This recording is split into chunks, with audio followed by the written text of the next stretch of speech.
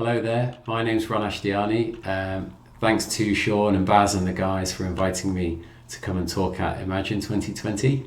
I've been working in the video games industry and entertainment industry as a whole for 23 years. I started off as an artist, and then a lead artist, and then an art director. The first 10 years of my career was making games, worked on some pretty cool stuff. And eventually I found myself as head of art at Midway Games here in the UK. Midway was one of the really big players back in those days. It was sort of, one of the top 5 publisher developers. And unfortunately, when the 2009 financial crisis hit, it went into Chapter 11 bankruptcy. So I did what all good game developers do when they find out they've just lost their jobs. I took everyone to the pub and applied them with lots of drink, and I finally sort of plucked up the courage to say, look, I want to start my own studio. We're not going to make games, we're going to focus on making great art for games and TV shows and movies as well. And they were all really excited, probably because of the amount of drink I'd given them, and we were talking about what was basically the seed to Atom Hawk being founded. So there was lots of sort of jubilation and kind of hopes for the future, and this new studio is going to be amazing, and it did grow into a great studio. But our first day was quite a shock. We'd gone from this lovely studio space that we had at Midway Games to suddenly being in this small sweaty room, barely big enough for the 4 of us. And we had these bars on the windows. We had this big Victorian radiator at the end of the room that was belting heat out, even though it was August, and couldn't turn it off. So great times, but when you look at our faces, we all look very, very happy to be there, because we were starting on a new adventure. It was cool. So we were really lucky. I mean, in the first 2 years, we worked on all of these awesome games. We worked with J.K. Rowling's team on Pottermore. I couldn't have asked for a better start to a studio. And in 2012, that's when Marvel found us. And I'd love to say that Marvel finding us was some amazing feat of salesmanship on my side. But actually, we just put really good work out on the web. And at the time, it was before ArtStation. It was, concept art. There was like a concept art site, and there was CG Hub and DeviantArt and things like that. And they found us on there, and I just had an email from somebody from a Yahoo account saying, hey, we love your artwork. Would you like to come down to London and talk to us about working on a movie? At first I thought it was some kind of wind up, but yeah, it was the real deal. And within 2 weeks we were working on Thor 2. So, the studio grew from the back of that. And that success propelled us, on to becoming one of the sort of premier art studios in the world. And between 2009 and 2019, I worked on all of these things, as well as the 10 years before that. And this is just some of it. This is the highlights. But I had a great run, helping with the art direction for the Mortal Kombat games. I provided art direction for the Injustice games. And the 3 Marvel movies. So I've had a great run as an art director. By the time we got to 10 years of running Atom Hawk as art director and creative director and CEO, we'd grown the studio to 42 staff. We got an office in Newcastle and Vancouver, and it had a great run. And then eventually that kind of success was noticed. And somebody made an offer. It was Sumo made an offer to buy the studio from me. So I sold the studio in 2017, and I exited last April. We had I had another son, a 3rd child, and I've been focusing on looking after my kids for the last year and having a bit of a break. So what about art? Okay, so art is really a form of communication. When you're producing art, particularly commercial art as well, you need to be thinking about what goals am I trying to achieve, who does this art need to influence, how will we make the art, and also what's the quality bar that we have to hit. And by communication, I mean that, we could be trying to communicate key story beats. We could be trying to communicate a narrative through storyboards. We could be trying to create a piece of marketing artwork that is trying to communicate what an entire sort of product experience is going to be and what the player is going to feel when they play this product. It could be game design. So, these, for example, are stills from Kinect Sports Rivals. And at the time they had lots of different sports as their key sort of game design pillars. And so we did an image for each of those sports that was designed to sort of summarize all of the feeling that the player was going to get from playing this game with each key pillar of the game design. You can also use concept art to communicate game design. From this point of view, we have moves that the player would use in a game when doing combat. We have a layout of a world and how the game design influences the visual design of a world. And we also use concept art to communicate with 3D modelers and asset creators. This is what we need you to build, like an architect's blueprint. So going on to the basics of art direction, I guess the main thing is understanding what a style is and how to communicate it. So one of the analogies and one of the comparisons I always like to use is how to kind of remember the difference between style versus theme versus genre. And one of the ways I like to explain that is looking at the artwork of the artist Banksy. So Banksy produces urban street art. It's graffiti, and that's his genre. His genre is he's a graffiti artist. Then his style is basically these kind of stenciled black and white spray paint images that he produces that often have a red accent color. That's his style. And then his kind of theme are these kind of bleak social statements he makes about society. So if you try and always remember that, in his work, then you'll always be able to remember that when you're figuring out the style and theme and genre for your own product. And one of the ways I like to understand theme and communicate that to other people in the team is by using these is not statements. So, I like to put opposing statements there. So it is dark and dangerous. It isn't bright and cartoony. It's serious. It isn't humorous and gamey. By doing that, you not only tell someone what the intention is, but also what it is not. So you're narrowing down the direction rather than chipping away at it from one end. It doubles up on the amount of effectiveness you have, basically. And I guess, why stylize at all? Well, I love this Homer Simpson image. I always use it. Really, there's so many reasons to stylize a product. One of them is to make it stand out in the market. Another one is for gameplay. Quite often, particularly in first-person shooters, there are lots of archetypes of characters and enemy types that need to be instantly readable.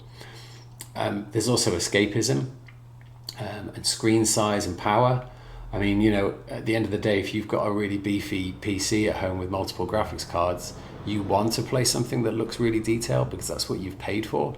Whereas if you're on a mobile device, you want it to be easily readable on that little screen, and you want it to be quite simple to understand. So you've got to pick the right kind of style for the right platform.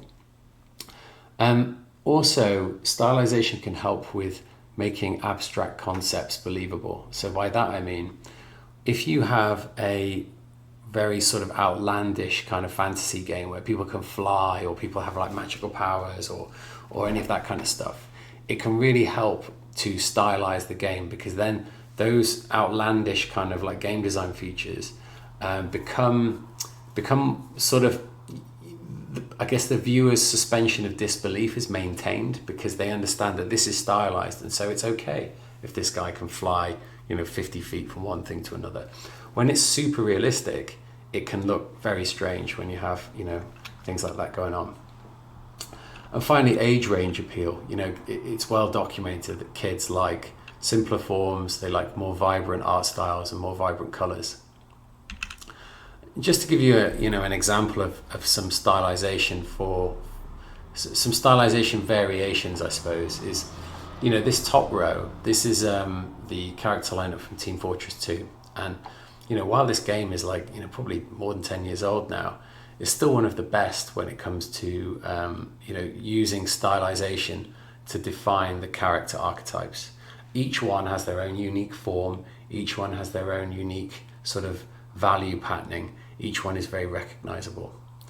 And then moving down to the next row, the woman far left, she is very realistic in her proportion. She's pretty much photoreal from the aspects of, her body, her face, everything is realistic. But the way she's rendered is the stylization. She's got this ink line work and this color wash look to her. So that's how that's been stylized. A stylization of rendering rather than a stylization of proportion. Then moving to the next character, she's completely stylized. Her forms have been abstracted. She is, as kind of turned into geometric shapes as you can get, really. So that's full stylization.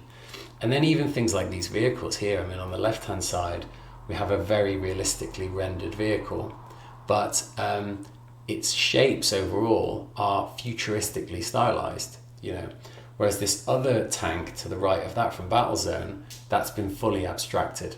All of its forms have been changed, the detail has been simplified. So from this you can see that stylization can mean a lot of variation in that space. I can't really talk about stylization without talking about realism. So, my main thing is that chasing photorealism can be a very dangerous thing to do in entertainment, because every part of the realism has to match. So, for example, your overall output is only going to be as good as the quality of the model, the quality of the animation, the quality of the lighting. And the weakest link in that chain will always determine how successful you were.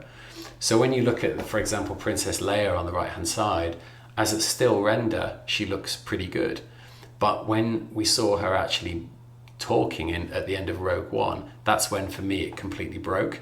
And, it would have been better to maybe have her from the front, but talk, from the back or something like that, so you couldn't see her mouth move, because it was as soon as she started talking, it just fell into the uncanny valley for me. Another option you have is to take stylization and realism and combine the two together into hyperrealism.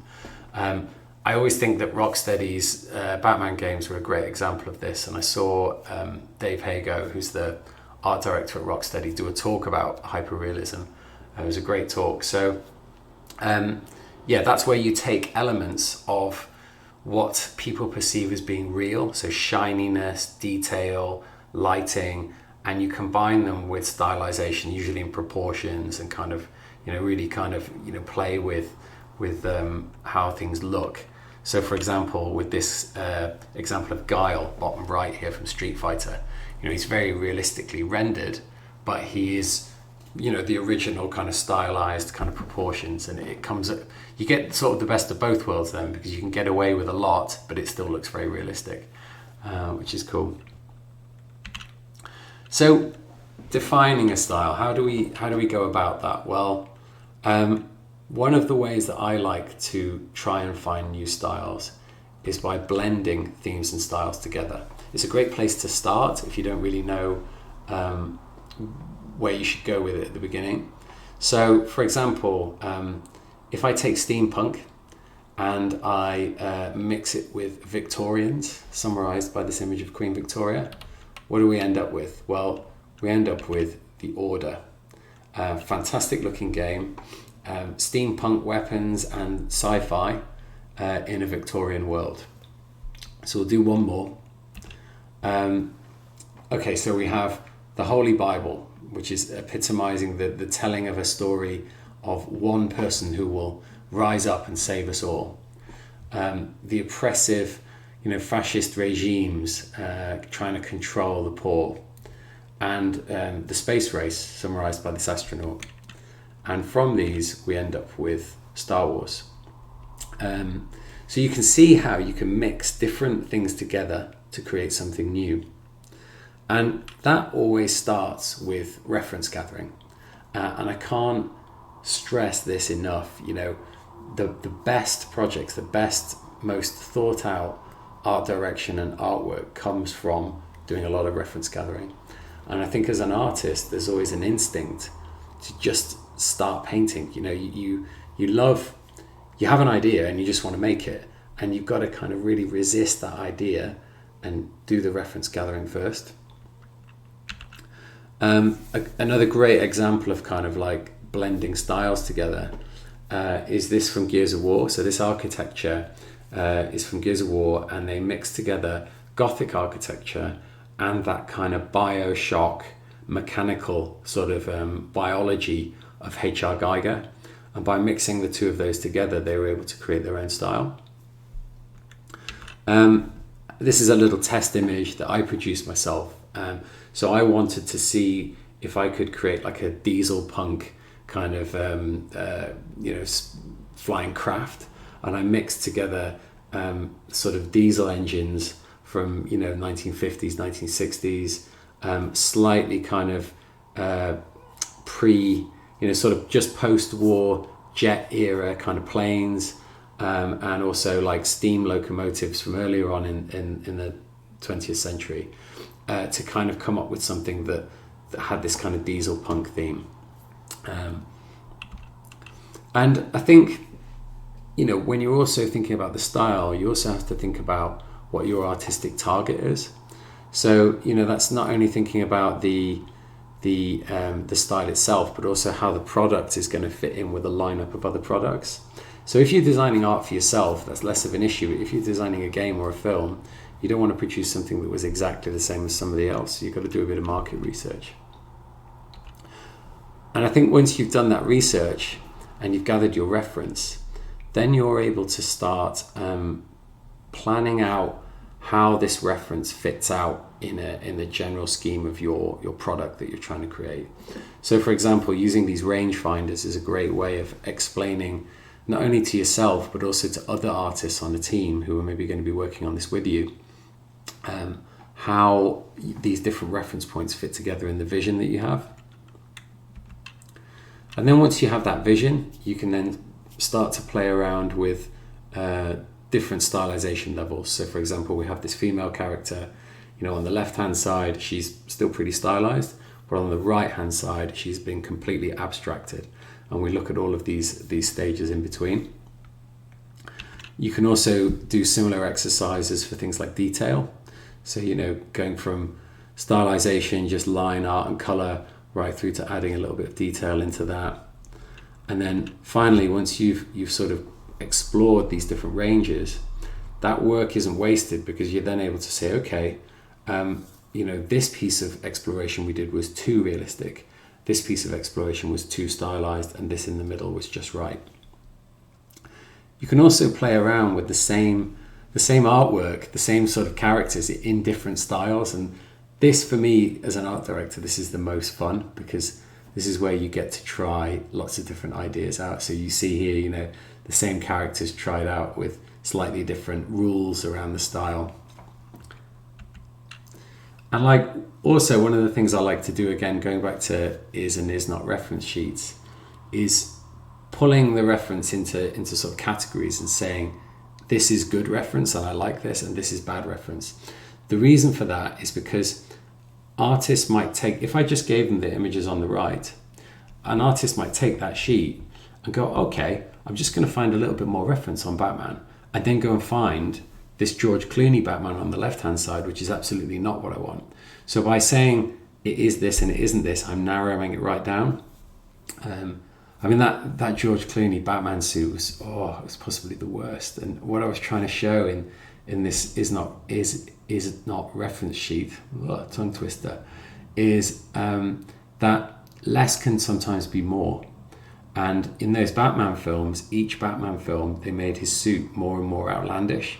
By the time we got to George Clooney, his suit was insane. And so what I was trying to show is let's go back to the original thinking, clean designs, Defining the requirements for the art. So, I mean, now we're getting into things like color palettes, trying to work out whether we're going to go with complementary colors, opposing colors, trying lots of different things out, more sort of technical, aspects of what the style is going to be. So, for example, in this character, which I art directed at Atom Hawk for a project called The Realm, we went through a number of different designs. We had one character who was all dressed in a sort of creamy white, and she was basically pure relief space against the backdrop, which worked really well. Unfortunately, that had also been done by a game called Ico at the time. And in the end, we settled on the character sort of, instead of having just earthy colours, having this earthy colour with this red accent colour. And there's a good reason for that. In the game world, the world is mostly overgrown sort of with greenery. So to have this red accent colour really made the main character stand out in this environment. And then again, talking about colour and style, I mean, one of the ways, if you've got an art style that you're trying to emulate, so say you want your game or your artwork to look like something else, another style in the world, you're emulating something. One of the ways you can do that is by copying the palette from the source material in your reference. So this is one of my pieces of art on the left-hand side here. And to give my artwork this kind of classical oil painting look, I literally just sampled my palette straight from classical oil paintings. And then that, used with some oil canvas brush, sort of textured brushes, gave me this kind of look, which I think is pretty authentic for a digital painting emulating oil. Some other things to consider when you're thinking about your art style as well, shape language. Disney still do this best. Disney are amazing at this. They, particularly for Aladdin, I mean, each individual character had their own shape language, their own form. Honestly, check it out. Go and watch these classic sort of Disney cartoons, and you'll realize that each one has their own geometric form, and it's fantastic. Just showing how, I've helped implement that in the past. So these characters on the top left, each one has their own geometric shape, each one has their own special accent color, but yet the skin tones and this sort of cream color that you used for the white, that's all the same throughout all of the characters. So by doing that, we sort of show that they're all in the same style, in the same family, but they have their own unique form. This artwork was done by Victoria Gavrilenko. If you get a chance to check her work out online, she's phenomenal, really good. Bottom right, same rules but applied to realistic characters. So we can't stretch the boundaries as much, but what we can do is have very different body types within the realistic world. So we've got the really big muscly guy, we've got the really petite girl, and all sorts of things in between. And then we've picked very strong accent colours in their clothes to give them that stylistic variation. And then value pattern and relief space. For these characters, for example, the most important part of the character is the head, because that's the sort of gameplay element that we're looking for. And so by using a saturation color, for the head, and using the contrast for the head, and then the value pattern within the form of the character, the head is highlighted. The rest of the body can be very desaturated, lacking in contrast, and just simple. Texture as well. Texture, really important part of creating your artwork. This is another test image that I produced. On the left hand side, we see what happens if we texture every single part of that image. Every surface has a detailed texture to it, and the image kind of gets lost. And then on the right hand side, we see what happens when we take the runway and we don't have texture. The runway itself is mostly relief space and relatively texture free. And what that does is it then highlights the detail in the spacecraft and in the sort of space station around it, and it helps to actually make everything else pop. So it's like less is more sometimes, creates contrast. A little bit about composition. Obviously, so much information in composition, but looking at things like rule of thirds, looking at things like golden ratio, Fibonacci sequence, intersecting lines, and things like overlap as well. Where overlap is, for example, in this bottom right-hand image, where you'd have a dark object in front of a light background and a light background in front of a dark background, and that can really help create depth in an image. So it's less about perspective in the frame, but more about perspective in the depth of the image. Talking a little bit about character design, I tend to think that when you're thinking about characters, instead of just designing them in a T-pose like you often see in video games, you've got to think about their attitude, you've got to think about the silhouette, you've got to think about the colours, the materials, the practicality of the character. And so because of that, I don't think you should design characters in T-pose. I think you should always try and design them in a kind of pose that, while it's not hard to read, it conveys things like the character's attitude. That's really important. And then again, like things like the image bottom right, if they have a gameplay feature to them, so say for example they're an enemy type in a game and they have a special set of teeth that come out and bite you, or they swim in a certain way, or the tail can flip around and hit you, then make a feature of that in the concept, because then it's readable. Again, going back to communication, it's communicated. This is a great example of a character, a character concept by Charlie Bowater. Here we see poses that convey this character's attitude, and only then, once we've decided on a pose and on a version, do we then do a T-pose character, which is for a 3D model to be produced from. What I want to talk about here is a little bit about environment design as well. So I always think that worlds should tell a story, and a world is almost like a visual narrative, and it has its own history. It's very rare that you come across a world where it's pristine and everything has just been created at that point. There's always some history there. So try and think about the layering of history in these worlds. A really good example of this is this image from the Realm. So here we have, this is actually a genuine street in Newcastle. And Grey Street is featured in this image all overgrown, so it's been reclaimed by nature.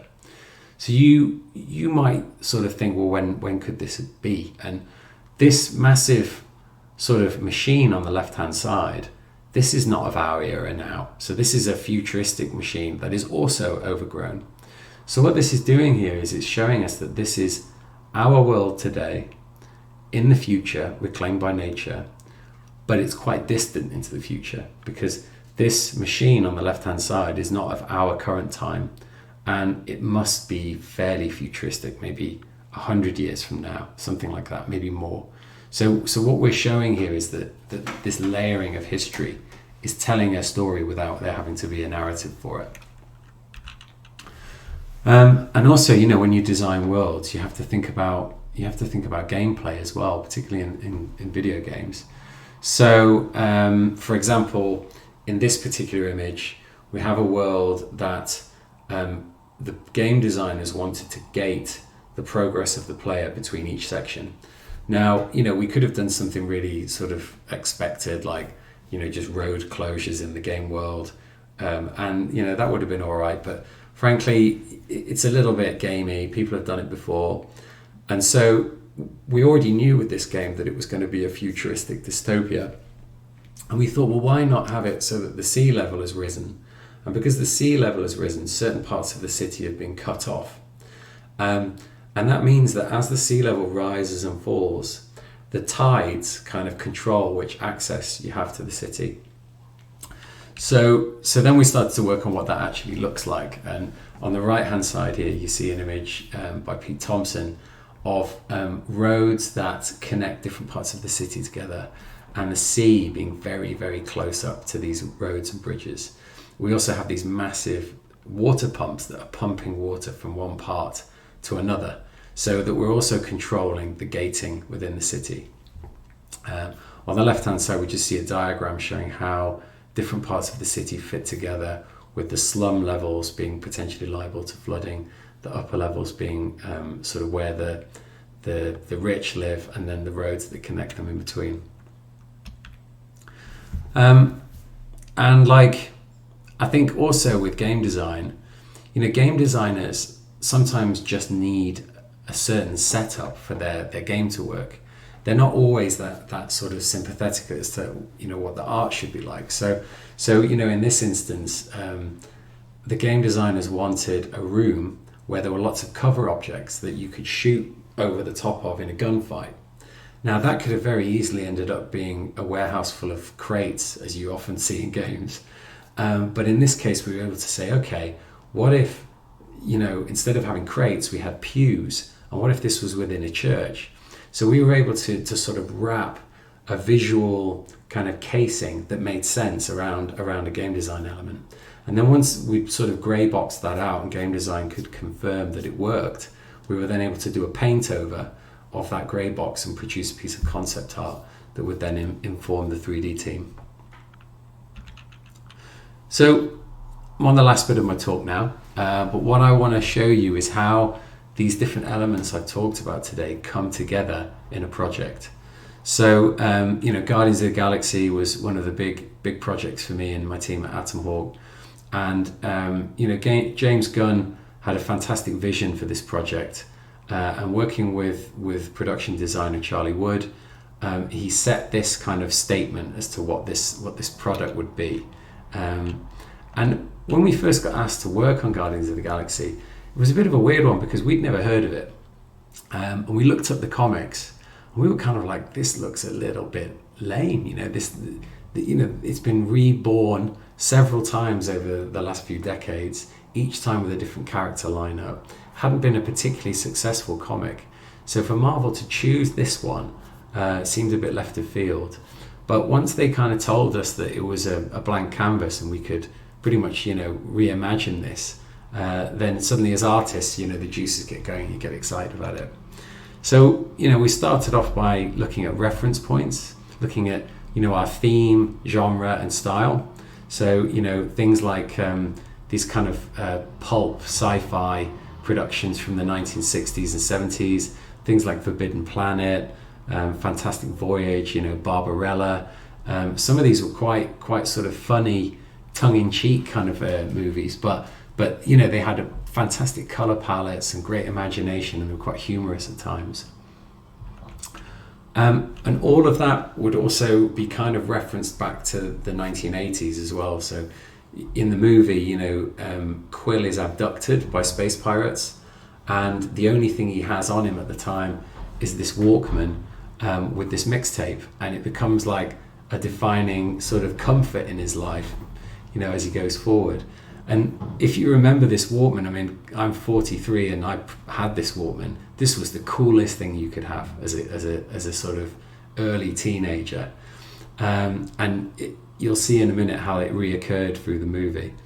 So, we did a lot of vehicle design for Guardians of the Galaxy, looking at, 1950s cars, sort of just post-war jet era, looking at times when, cars and planes were beautiful as well as functional, and then mixing that with other reference points like, modern futuristic materials, carbon fiber, special alloys, aerospace materials, that kind of stuff. And then mixing them all together with those kind of more classical, cool 1950s kind of automotive and aeronautical kind of themes to produce a range of shapes and designs. So these are some early designs for the Milano spacecraft. And, we did, Roberto Castro was the artist working on these, and he must have produced 60, 70 different Milano spacecraft before we found the final design. And I guess that's another point is, spend the time gathering reference and spend the time doing lots of versions, because only through doing versions do you kind of like expel all of the kind of, rubbish ideas a little bit from your mind and start to go to some really interesting places. And this is the final design, and as you can probably see, it's in the Sony 80s Walkman colours, the blue and the orange, which is something that I think James Gunn was really keen on. We even designed the interior of the craft as well, because this was going to be built as a physical set, and so the set designers not only needed the exterior but also the interior so they could build it. And we went as far as creating almost like kind of architects' blueprints for this craft, so that every detail could be replicated by the set builders. And it's worth it, because at the end of the day, this is the kind of set they produce from this. I was very lucky to go and see this at Comic-Con and have a look inside it, and it's amazing what they can do. It's partially 3D printed. They use MDF. They use all sorts of different materials to recreate the concept design as a physical object. Thanks a lot for listening to me waffle on. I hope my whistle-stop tour of art direction has helped you in some way with your own work. Thanks a lot.